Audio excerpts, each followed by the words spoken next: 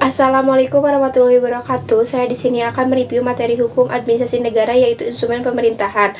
Instrumen pemerintahan adalah alat atau sarana yang digunakan oleh pemerintah dalam menjalankan tugasnya. Berbagai tindakan hukum dengan menggunakan instrumen diantaranya meliputi prasarana, yaitu alat tulis menulis, sarana transportasi dan komunikasi, gedung-gedung perkantoran, dan lain-lain yang mempunyai sebagai kepunyaan publik. Instrumen yudiris seperti peraturan perundang-undangan, keputusan, peraturan kebijaksanaan dalam perizinan instrumen hukum keperdataan. Norma hukum secara umum dibagi menjadi 4, yaitu norma hukum umum.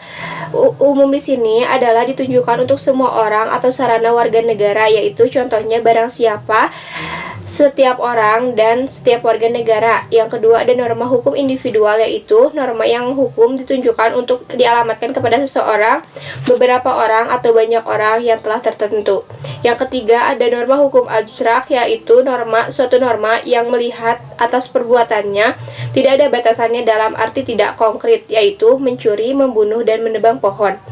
Yang keempat ada norma hukum konkret, yaitu suatu norma hukum yang melihat perbuatannya seseorang lebih nyata.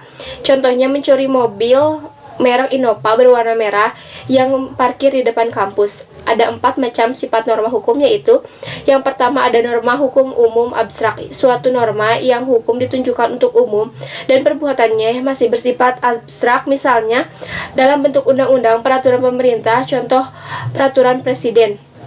Yang kedua ada norma hukum individual konkret, yaitu suatu norma yang ditunjukkan untuk seorang atau orang tertentu dan mempunyai perbuatan bersifat konkret, misalnya dalam bentuk keputusan seperti surat ketetapan pajak dan pemberian subsidi untuk suatu kegiatan. Yang ketiga ada norma hukum yang hukum konkret, yaitu suatu norma hukum yang ditunjukkan untuk umum dan perbuatannya suatu telah tertuju, misalnya rambu-rambu lalu lintas. Yang keempat ada norma hukum individual abstrak, yaitu suatu norma yang ditunjukkan untuk seseorang atau orang-orang tertentu dan perbuatannya bersifat abstrak. Sekian, wassalamualaikum warahmatullahi wabarakatuh.